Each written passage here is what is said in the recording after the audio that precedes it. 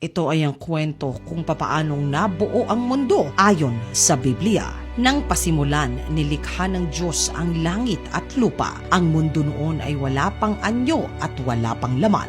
Ang tubig na bumabalot sa mundo ay balot ng kadiliman at ang Espiritu ng Diyos ay kumikilos sa ibabaw ng mga tubig. Sinabi ng Diyos, magkaroon ng liwanag at nagkaroon nga ng liwanag. Nasiyahan ng Diyos sa liwanag na nakita niya. Pagkatapos, hiniwalay niya ang liwanag sa kadiliman. Tinawag niya na araw ang liwanag at gabi naman ang kadiliman. Lumipas ang gabi at dumating ang umaga. Iyon ang unang araw. Pagkatapos sinabi ng Diyos, magkaroon ng pagitan ng maghihiwalay sa tubig sa dalawang bahagi at nagkaroon nga ng pagitan na naghihiwalay sa tubig sa itaas at sa tubig sa ibaba. Ang pagitang ito ay tinawag ng Diyos na kalawak. Lumipas ang gabi at dumating ang umaga. Iyon ang ikalawang araw. Pagkatapos sinabi ng Diyos, magsama sa isang lugar ang tubig sa mundo para lumitaw ang tuyong bahagi. At yun nga ang nangyari. Tinawag niyang lupa ang tuyong lugar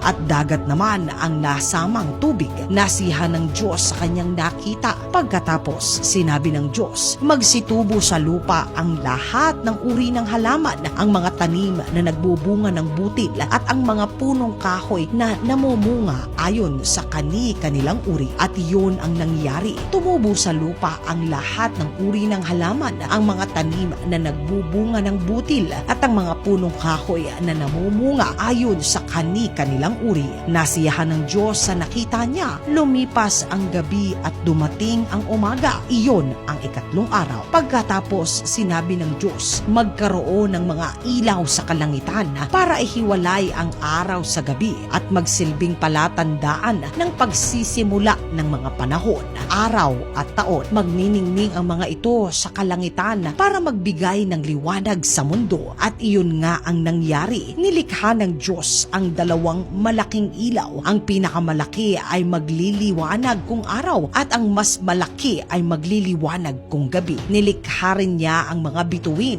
Inilagay ng Diyos ang mga ito sa kalangitan para magbigay ng liwanag sa mundo kung araw at gabi at para ihiwalay ang liwanag sa dilim. At nasiyahan ng Diyos sa nakita niya. Lumipas ang gabi at dumating ang umaga. Iyon ang ikaapat na araw. Pagkatapos sinabi ng Diyos, magkaroon ng iba't ibang hayop sa tubig at magsilipad ang iba't ibang hayop sa himpapawid. Kaya nilikha ng Diyos ang malaking hayop sa dagat at ang lahat ng uri ng mga hayop na nakatira sa tubig at ang lahat ng